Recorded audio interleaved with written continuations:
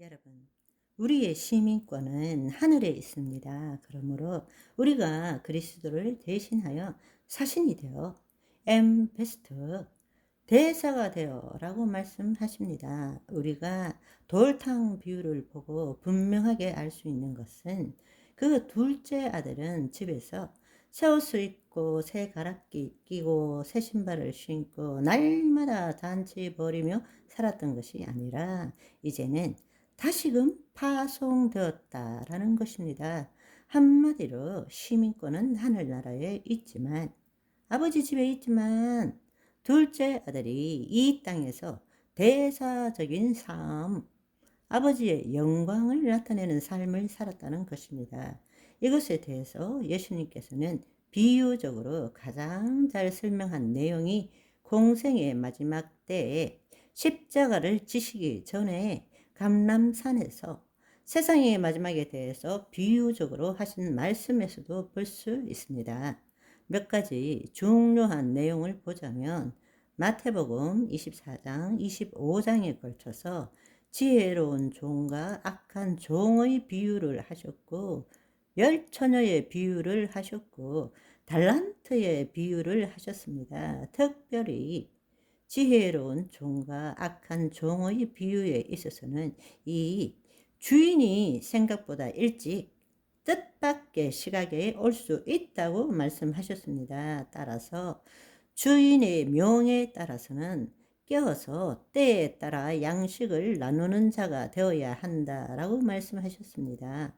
또 열처녀 비유에서는 신랑이 생각보다 더디 늦게 올 수 있다고 말씀하셨습니다. 그래서 늘 성령의 인도함을 받으며 본향 천국에 가서 예수 그리스도와 혼인잔치 할 것을 알고 기다려야 한다라고 말씀하셨습니다. 마지막으로 달란트 비유에서는 주인이 일찍 오시든 늦게 오시든 상관없이 그 주인이 주신 은사를 통해서 이 땅에서 영광을 드러내는 삶을 살아야 한다고 말씀하셨습니다.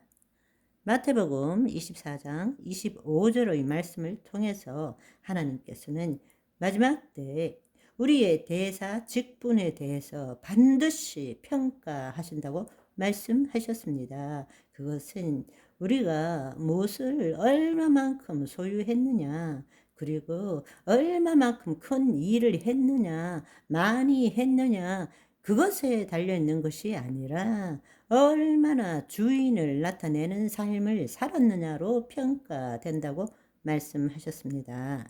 지금 우리가 나누고 있는 이 예수님께서 하신 하나님 나라의 이야기는 주제 파악에 대해서만 생각하면 시간 축상에서 일어난 일이라고 볼 수 있지만 주체를 파악하면 이미 말씀드린 바와 같이 서로 다른 차원에서 일어난 일임을 알 수 있게 되는 것입니다.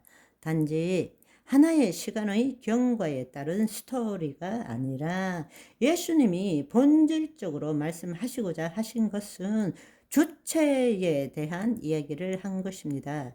서로 다른 차원에 대한 이야기를 이야기하신 것입니다. 그런데 서로 다른 차원에 대한 이야기를 하면 이 세상에 대해서도 잘 모르는 사람들에게 어떻게 하나님 나라의 실제를 이해를 시킬 수 있겠습니까? 그래서 바로 모형과 그림자로서 설명한 것이죠. 하나님 나라의 비밀을 비유로 말씀하신 것입니다.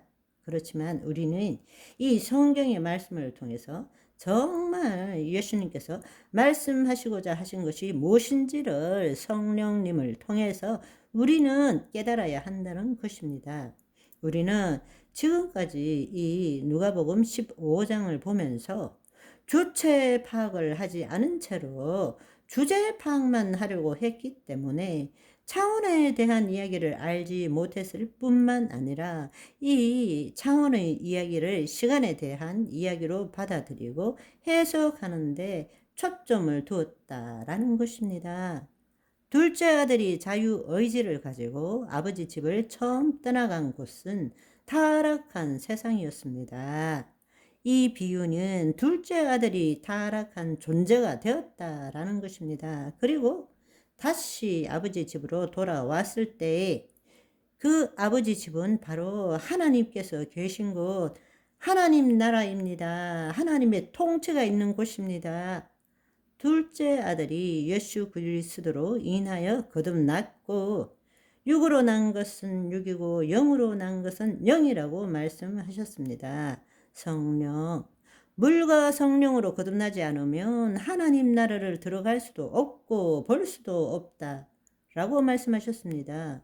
우리는 그 말씀을 통해서 이 아버지 집으로 간 것은 바로 물과 성령으로 거듭났기 때문입니다. 예수 그리스도께서 우리의 죄를 사해 주셨기 때문이라는 것입니다. 아멘.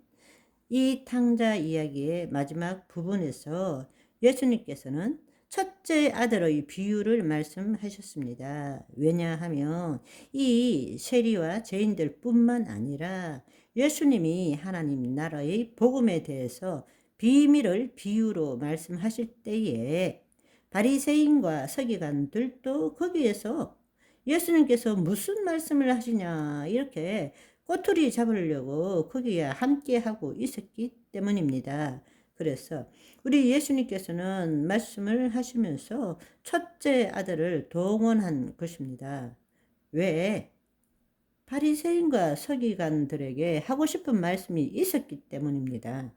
누가복음 15장 처음에 보시면 모든 세리와 죄인들이 말씀을 들으러 가까이 나오니 바리새인과 서기관들이 수군거려 이르되 이 사람이 죄인을 영접하고 음식을 같이 먹는다 하더라. 그럴 때 예수님께서 그들에게 비유를 들어서 몇 가지를 하시면서 돌탕 이야기를 하신 것입니다.